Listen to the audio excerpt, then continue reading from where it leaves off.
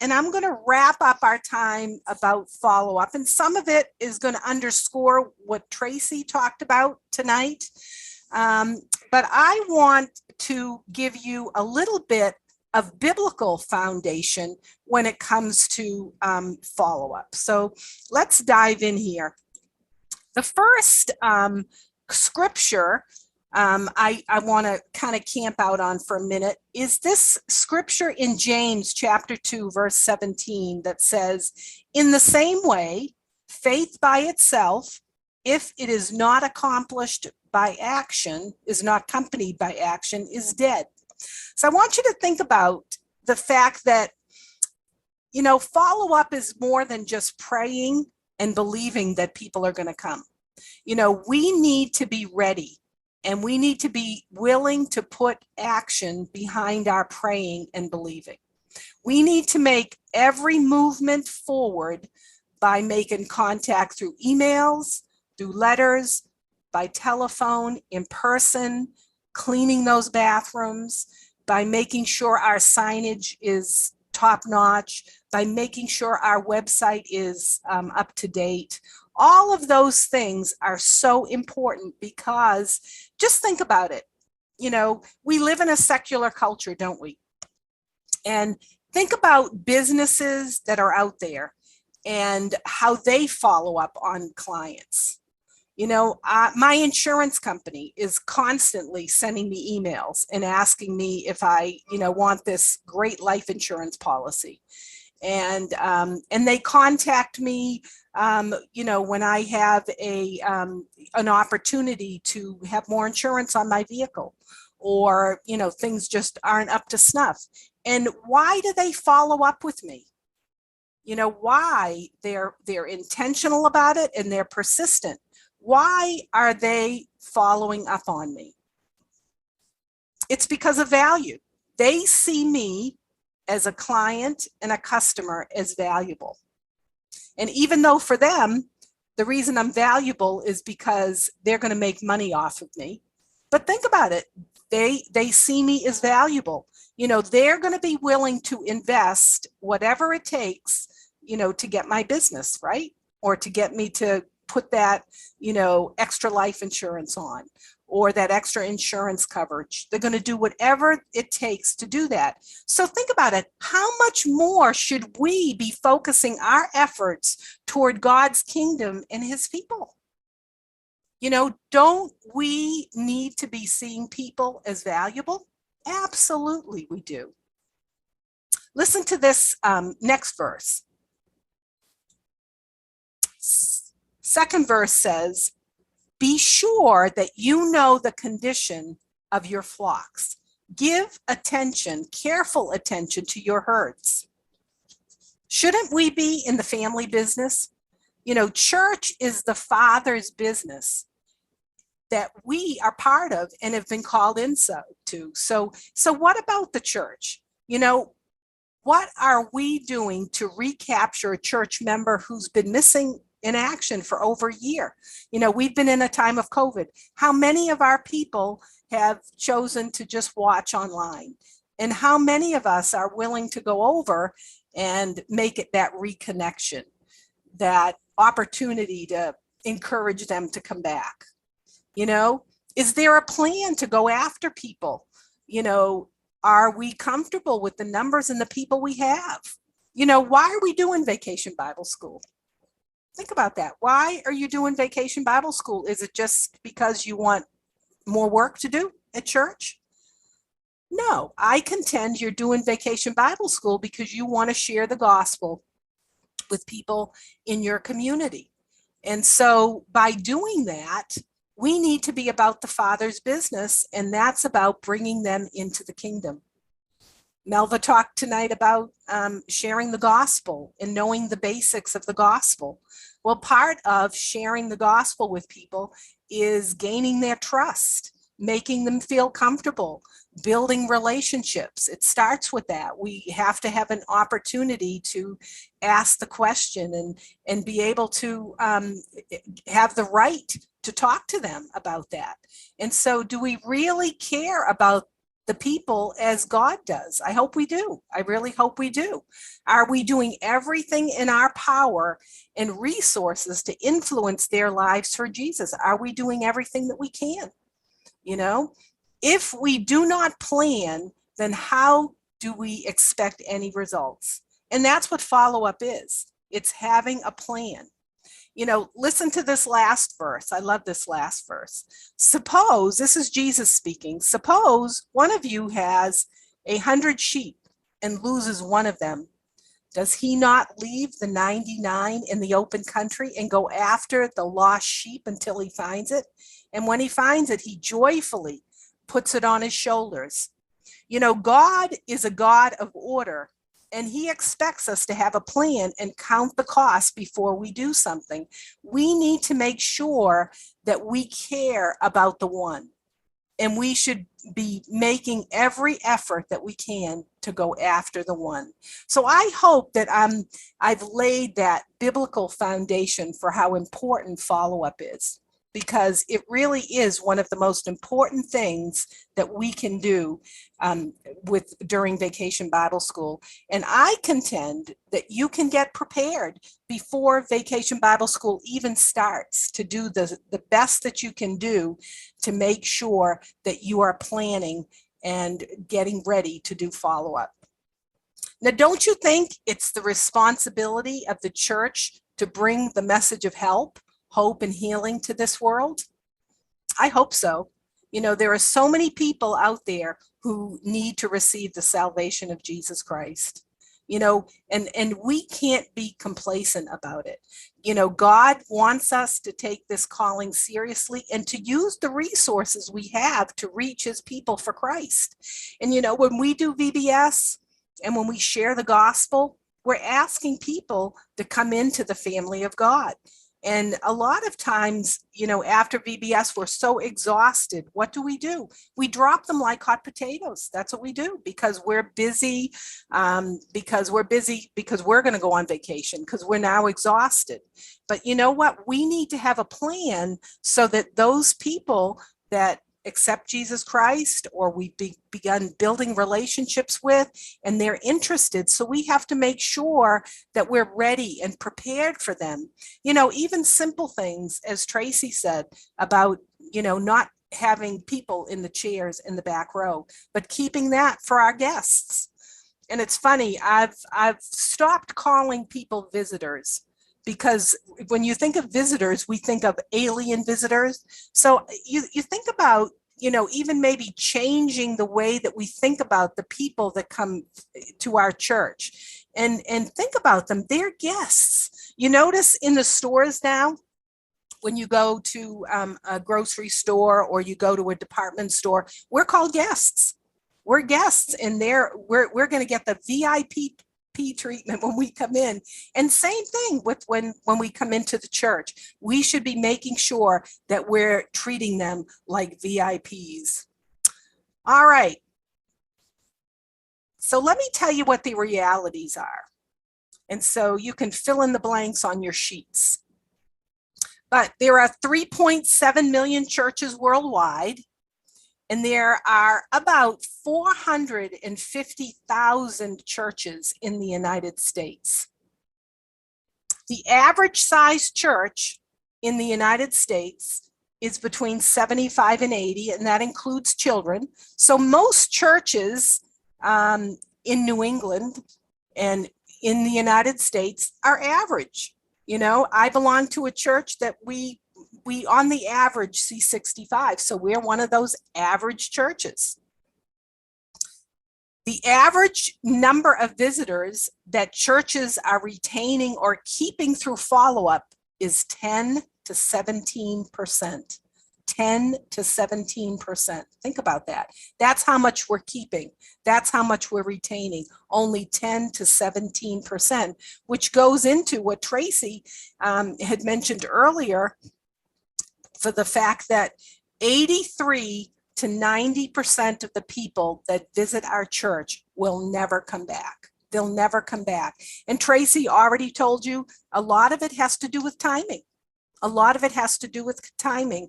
You know, when we follow up with people in a timely manner, then they feel that we care about them. But, you know, but when we wait, you know, some people don't even follow up for a couple of weeks after they visited church.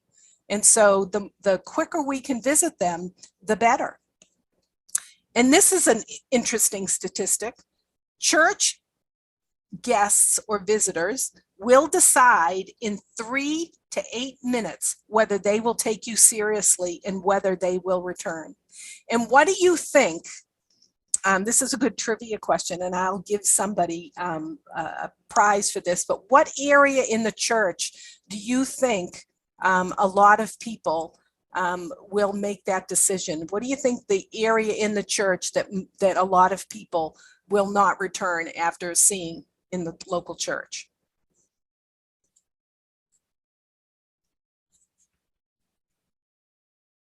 Yay, who said nursery? Nursery was Amy first. All right, then Amy, good. And then Jolene got it. All right, and Amy and Jolene, I'll send you something because it's true.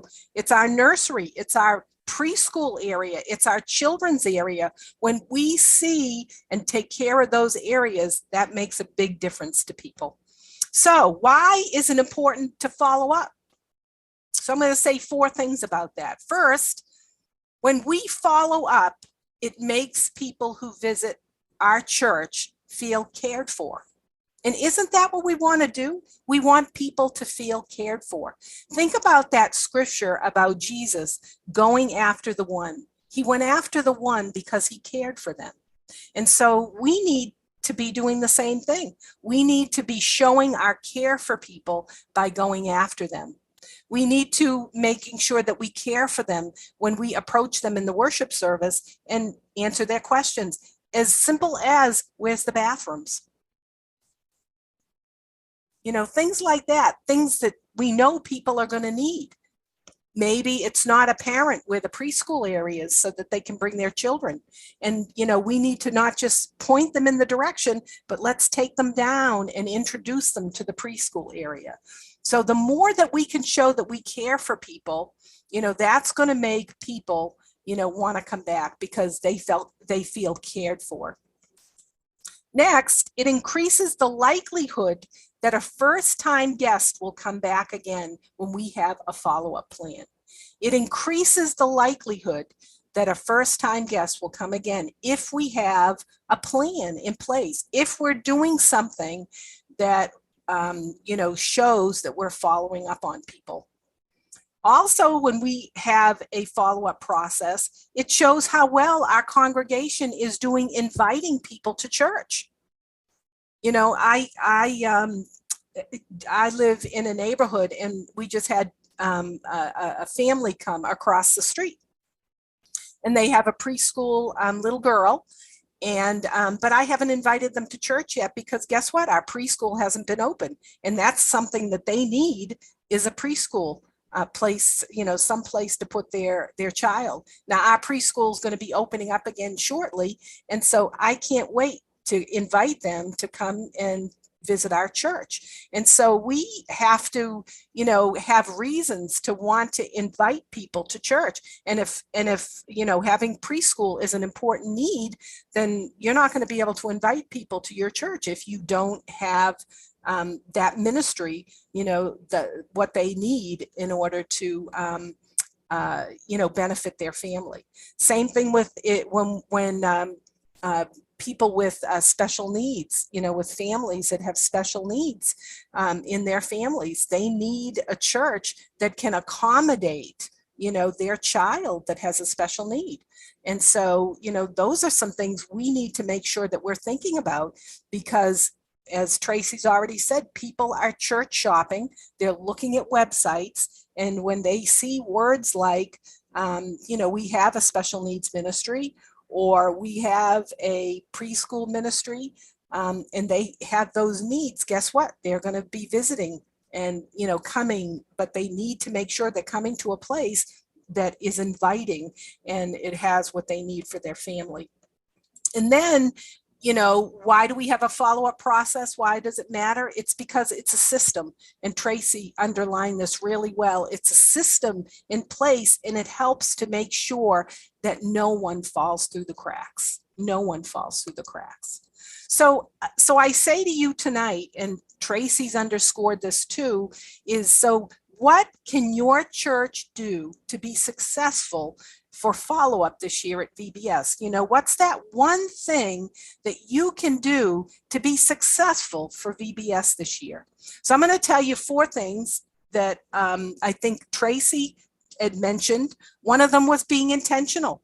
It's vitally important that our church, your church, is intentional to be able to approach follow-up so that follow-up is fun, it's fluid, and it's always moving forward. So we have to make sure that we have something in place. It can't be like, oh yeah, it's an afterthought. It can't be an afterthought. It needs to be intentional. And you can do that by having a follow-up team. And that doesn't mean you need a committee of 10 people to be a follow-up team. Maybe 2 or 3 people that you could, recruit and say, hey, we know that we're going to be exhausted after VBS, and we really need some people that can make phone calls and visits and things like that. So, get somebody who you can share your vision with, and they'll just take it away. But think about, having a follow-up team. The other thing is, make sure you collect the relevant daily data that you need in order to do follow-up. One of the things I find at Vacation Bible School is sometimes with the registration, you don't get all the information you need. You don't get the emails, you don't get addresses, you don't get phone numbers, you don't get names of parents. You don't get the vital information you need in order to do your follow-up. So just make sure that you get the right information. And, as you're collecting information, give them a gift, as a way to say thank you for that. And when you get that information, think about sending a confirmation email out and saying, hey, thank you for sharing your information about our church, and maybe send them some information about an event that's coming up. But, it's just a great way to make a connection.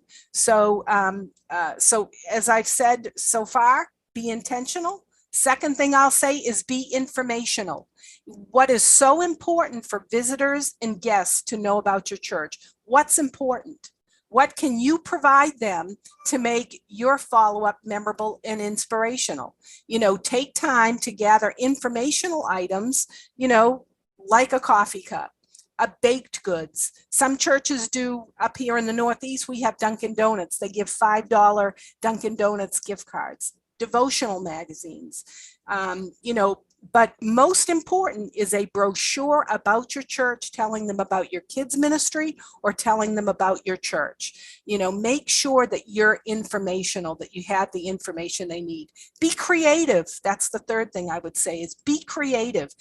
Find fun and creative ways to help churches, people at the church connect.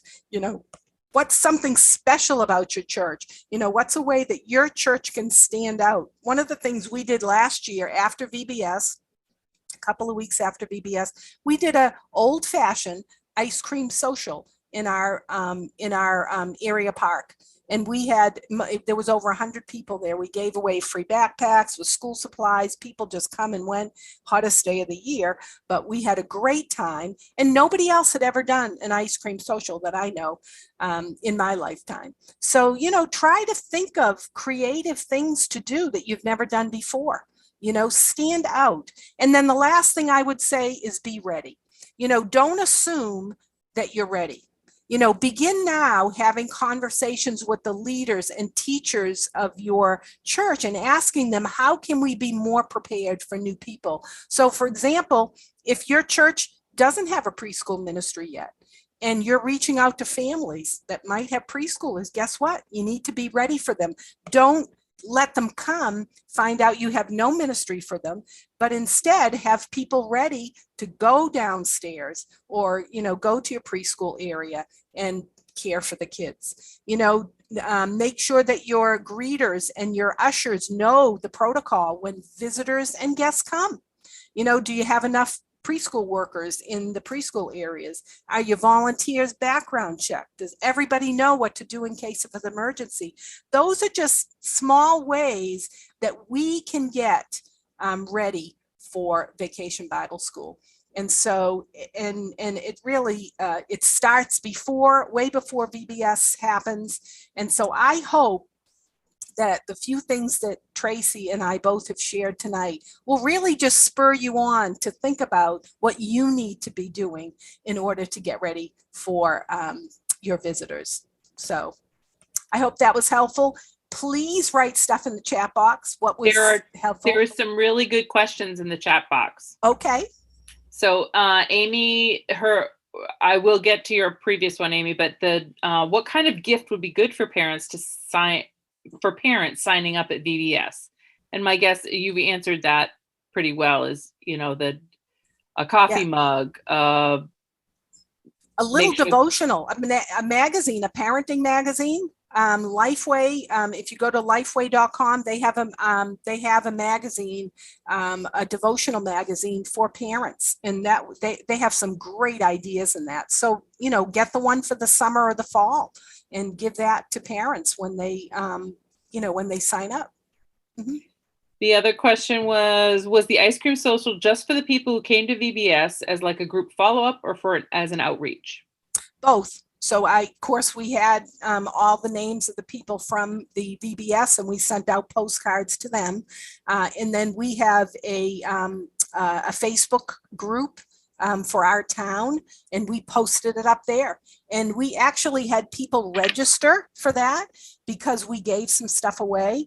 And one of the things I would say is make sure you register people and give stuff away, because that's a great way to get the names and address of people that could be possible prospects for your church. So we're doing an Easter festival coming up in a couple of weeks, and we're having people register. We're giving them at-home Easter egg hunt kits. But they come to the church, and they're going to be, we give away a couple of bicycles.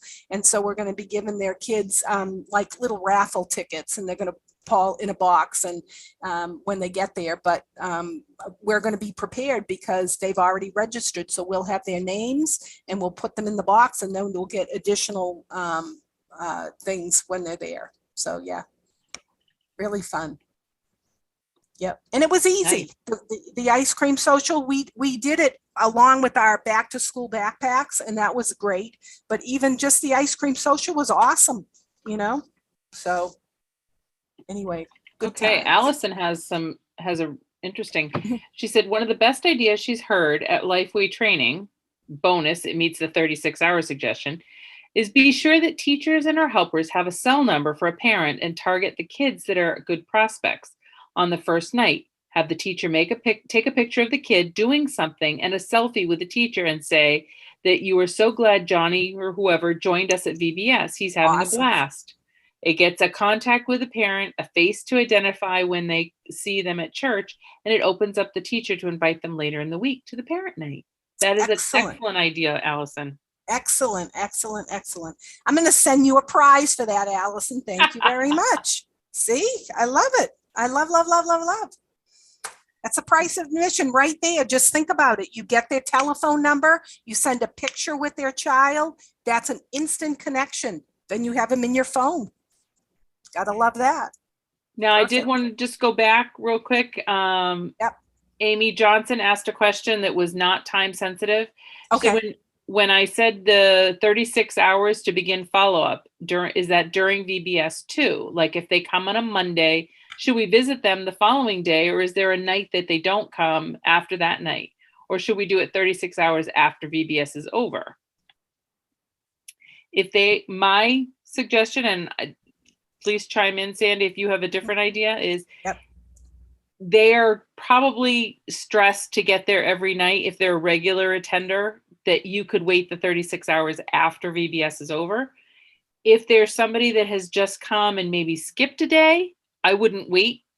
I would contact them that day. So, within your 12 to 24 hours if they haven't shown up, so that you don't lose contact with them. So it really depends on whether the person the child is regularly attending or somebody who's kind of sporadically attending. Yeah. And I agree with that wholeheartedly. The other thing is, I love the idea about the cell phone telephone numbers, because you could even send a group text out every single day. And see, this is something you can prepare. Oh, no. You need to be careful because of the sexual offender registry to doing group texts. Okay, but you could send Yep. but you could send a text for each parent. Yeah. An individual text. Good. I didn't know that, but that's good. But think about it. That's something you could do before VBS. Think about what's, 2 sentences you could write every single night to every parent, just to say, and that would be the hook to get them there. And then if the parent says, hey, we won't be there tomorrow because we have a baseball game, that's fine. Well, then hope to see you on Wednesday, and then make sure they get in the loop for the next email, the next text. So yeah, good. I love it.